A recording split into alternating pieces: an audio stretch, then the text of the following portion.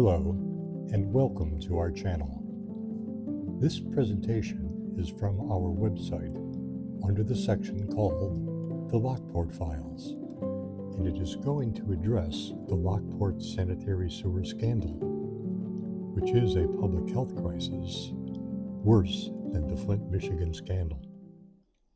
In this video, I'm going to explain how I was able to have all of my property taxes removed by the Will County Board of Review because of the city's unlawful sanitary sewer connections. I will also demonstrate the procedure to challenge your water and sewer bills by the City of Lockport. You can visit our channel at woojidao.us and go to the Lockport files to access a full list of PDF files pertaining to the corruption here in the City of Lockport, Will County, and the state of Illinois. These issues involving corruption and organized crime are fully addressed in my two books in the series, Profiles in Evil, which you can find on Amazon.com. These two books will fully detail all of the pay-to-play corruption and secret police and FBI investigations exposing massive fraud, bribery, and corruption involving public officials at the highest levels of our government. This presentation will reveal my appeal to the Will County Board of Appeals to challenge the assessment of my property taxes due to the loss of use of my property because of the sanitary sewer scandal and the construction practices of the connected contractor known as Austin Tyler. This connected road building contractor, Austin Tyler, is the state's biggest road building contractor with annual revenues of over $500 million per year, derived mostly from federal funding. This organized crime operation uses our own tax dollars to profit from their corruption. Here is the actual complaint that I filed with the Will County Board of Review. It is taken from my book showing all of the issues that prompted this investigation. It shows the history of my home site. It shows the history of the controversy where my property started flooding from my sanitary sewer connection, which was located on my neighbor's property. After the city excavated my neighbor's driveway, we discovered that the sanitary sewer tiles had all suffered damage because of the vibration from the Austin Tyler construction activities, which were in violation of federal regulations regarding vibration damage. This has been occurring throughout the city and the whole sanitary sewer system, which was originally constructed in 1924.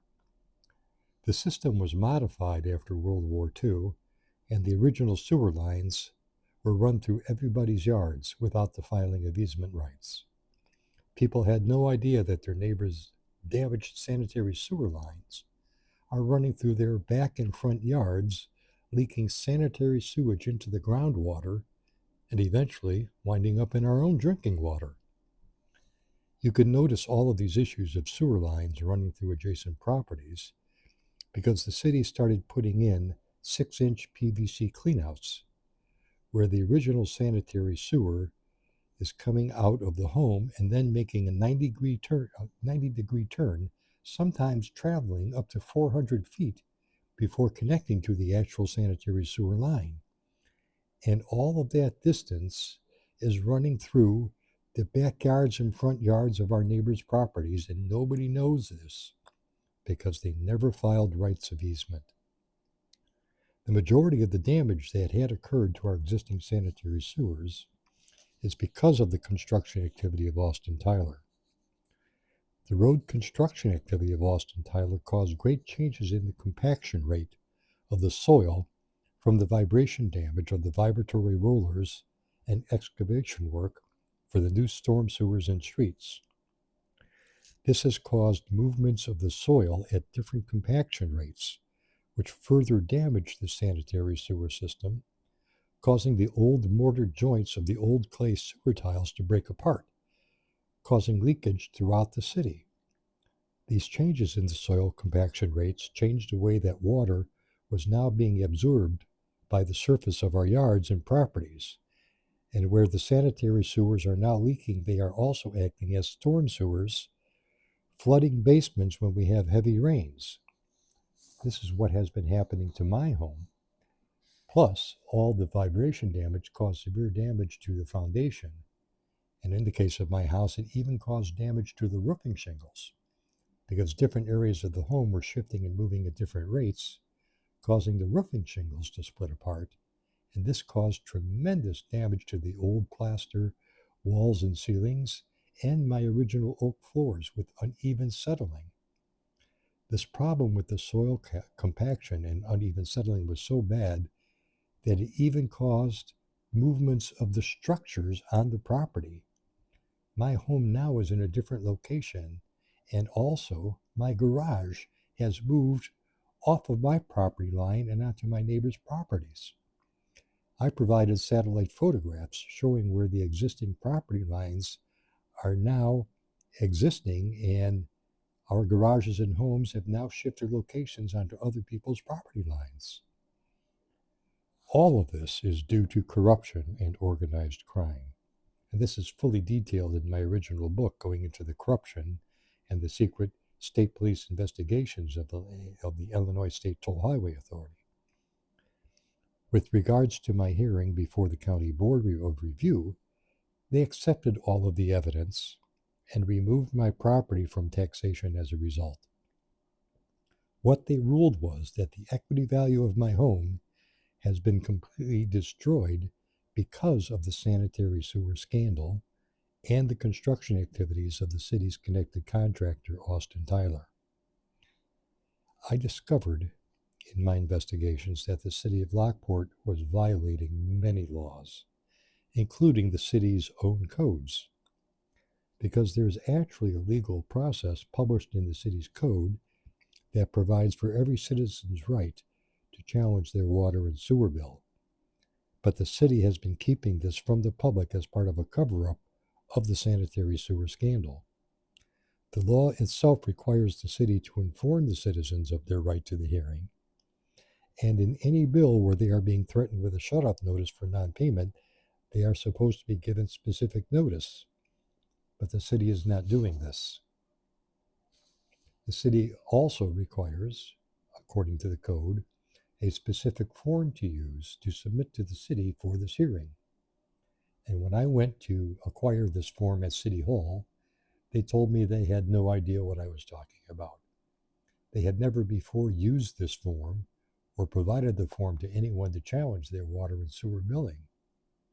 So they created one from scratch for me to use, which I filled out and submitted according to the city code. Now, there's also a right under the code for continuance of the hearing, which the city denied me. There are rights to keep city personnel from the hearing, which the city also denied me. They denied my appearance at the city hearing, and they violated all the provisions of the city code, granting and authorizing the right to a hearing. I was going to challenge my sewer bills going all the way back in time when I bought my house, because I never had a legal sewer connection. It is illegal to have your sanitary sewer running through somebody else's property and without a right of easement, or without having a lawful and functional sewer connection. It's unlawful for the city to charge me for a sewer connection on my neighbor's property that is illegal and non-functioning. I would never have bought my home knowing that there was an illegal sewer connection, and this fraud has been perpetrated on hundreds of other property owners. The photographs that you're seeing now are photographs of my neighbor's home, which suffered severe damage because of the vibration effects, where the insulation fell into the drain pan, flooded her ceiling, and her entire plaster ceiling came down. It could have killed her. In my complaint before the county board and in my book, I offered lots of evidence and research dealing with vibration damage and how this vibration damage occurs, especially from the vibratory rollers. And it was like being in an earthquake when these things were operating. They vibrated the ground so hard. Now, when I bought my home, I have an affidavit from the previous owner which showed that there was only minor seepage on very heavy rains only in this home. My home was originally built in 1909 and was in very good shape when I bought it. And after I bought it, I put in a new French drain system connecting all the gutters and downspouts to shift the water away from the house as well. And I never had a problem with any kind of seepage because of that until the construction activities from Austin Tyler. And now water will come right up through the floor cracks itself because of the changes in the drainage. And now with the existing sewer lines acting as storm sewers, the groundwater was so wet and changed everything of the dynamics of the home and changed the foundation, caused shifts and movements in the foundation, and the sanitary sewer itself in the basement floors were constantly leaking. And this unsettling caused the damage to my existing oak floors, to my ceilings and walls of plaster, and to the roofing shingles that split apart because of the uneven settling and movement from the vibration damage.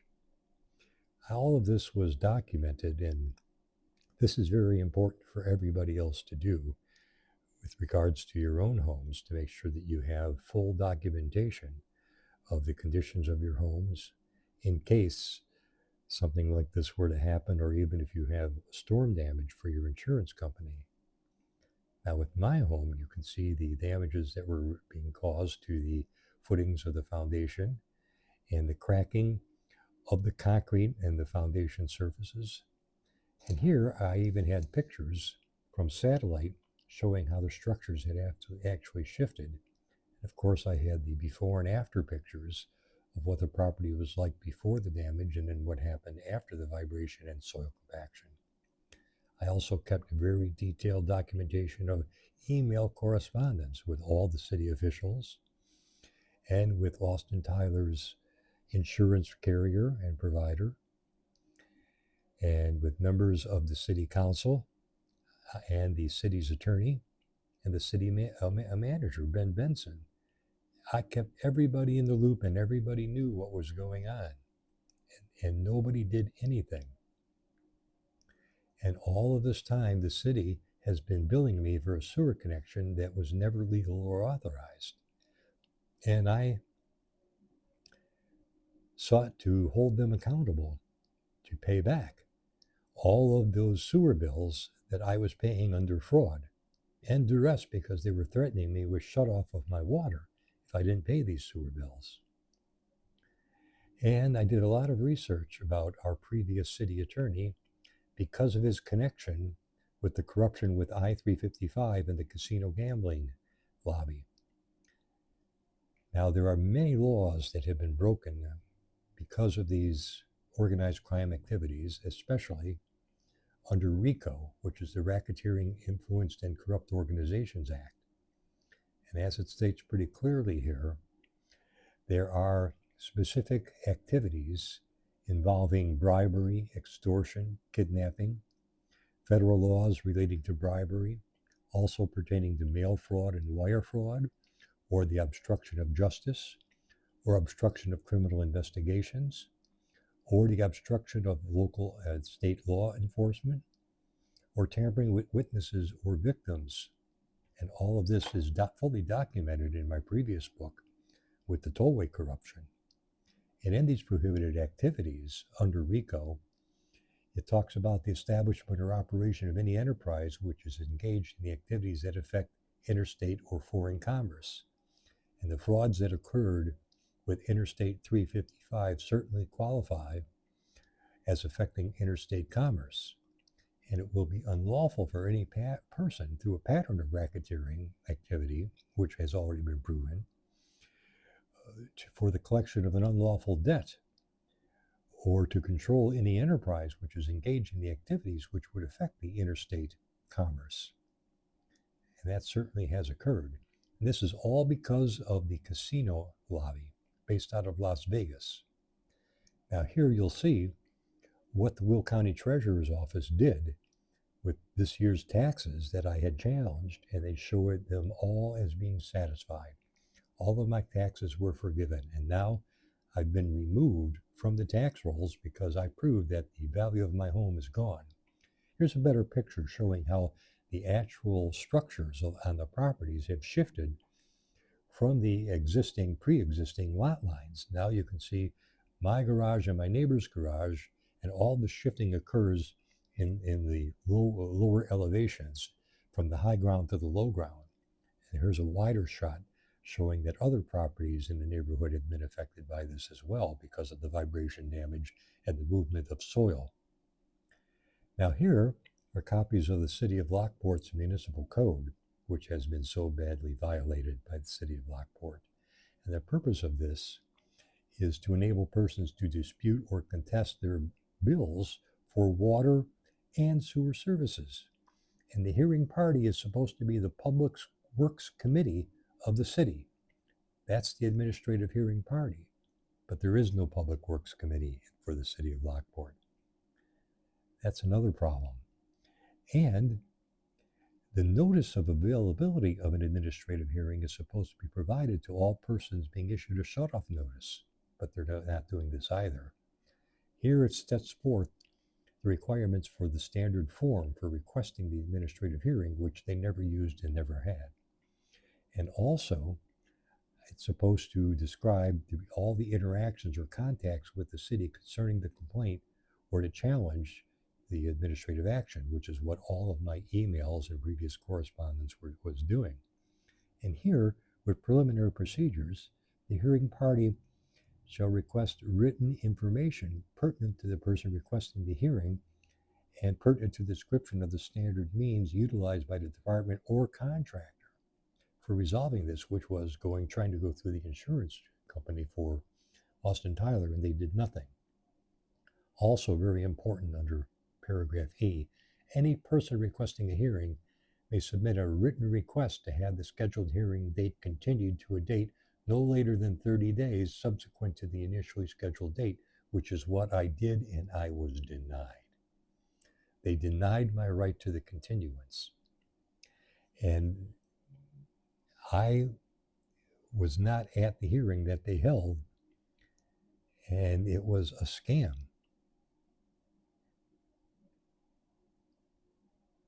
Now, the hearing is supposed to include, but not be limited to, an affirmation of the original billing or a reduction or rebate on the original billing, which is what I was seeking. It says the approval of a deferred payment plan, recommendations for repair or replacement, or any other means necessary for appropriate relief. And I was requesting that, but I was never there at the hearing. And here is from the city's own website showing that there is no commission. But they created one. They invented one using city personnel instead of elected officials as they are required to do under the city's code. This hearing process that they did not provide to me was a big scam. And we're going to get into it when we look at what was actually ruled on in their decision, which was ridiculous. And I already had a determination from the county board, which they did not know of. Now, here is the form that they are supposed to provide. And I've got copies of this at my website that you can download this form and request your own hearing, which I suggest that everybody does. And here is an email from the city attorney, Michael Carroll, showing that my request for the hearing was denied, and that Brian Loverling, a member of the Public Works Committee, will be present at the hearing. Now, the Public Works Committee, there is no Public Works Committee, but there is a Public Works Department, and these are personnel from the city, not elected officials. And I was never given an opportunity to review or respond to records, but the only records they provided were pertaining to water billing. Now, here is the actual ruling.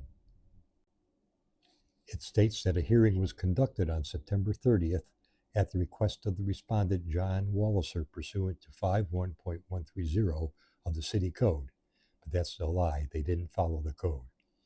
Present were 3 members of the committee: Chairman J.R. Gilligley, who was involved with this scandal from the moment this happened, then members Lisa Heglin and Brian Leverling, but these are all city personnel, which by code are not allowed to be present at the hearing.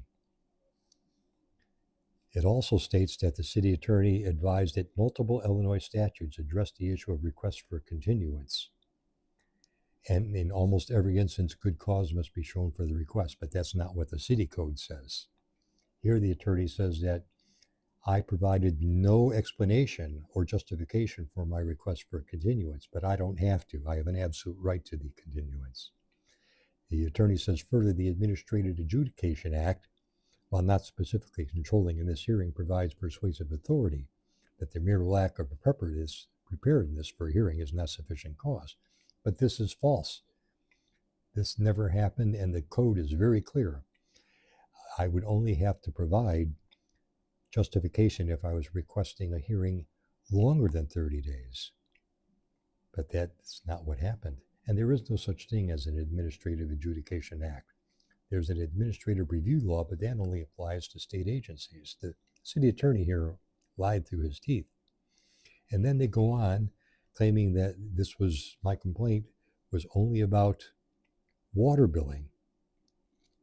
It says that the city attorney did provide the committee with a summarization of the materials that I had dropped off at City Hall to support my challenge, and that the materials consisted of written response. But they ignored everything that was in there. They claimed that I provided no support of violations of Illinois laws or statutes, which was a lie.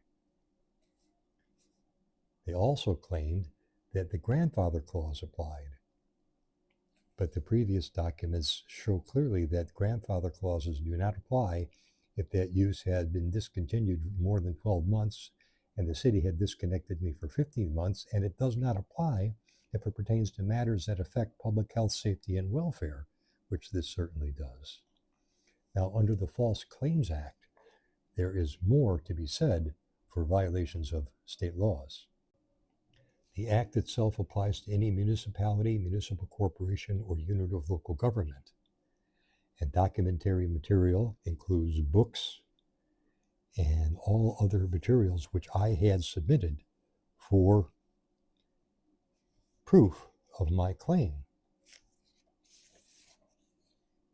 And there are severe penalties under both the state and federal False Claims Act, which are listed here. And under the definitions, it states pretty clearly about know and knowingly that a person with respect to information has actual knowledge of the information, acts in deliberate ignorance or truth or falsity of the information, or acts in reckless disregard of the truth or falsity of the information.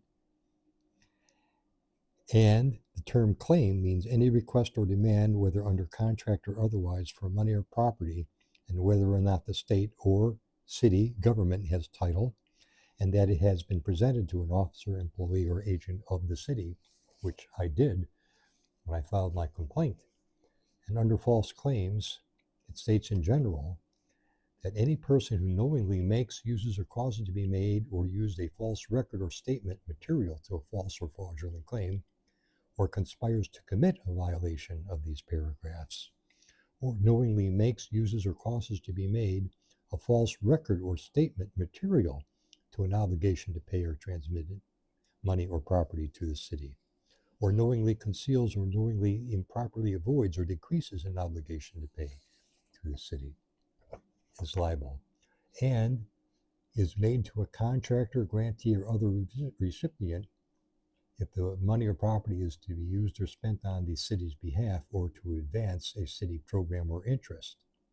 And the term obligation means any established duty, whether or not fixed, arising from an expressed or implied contractual grant or grantee, or a licensor or licensee relationship from a fee-based or similar relationship from statute or regulation, or from the retention of any overpayment, which is exactly what I was seeking, was the overpayment of my sewer fees. And this directly applies. Please visit our website for a full list of all the documents that you might need.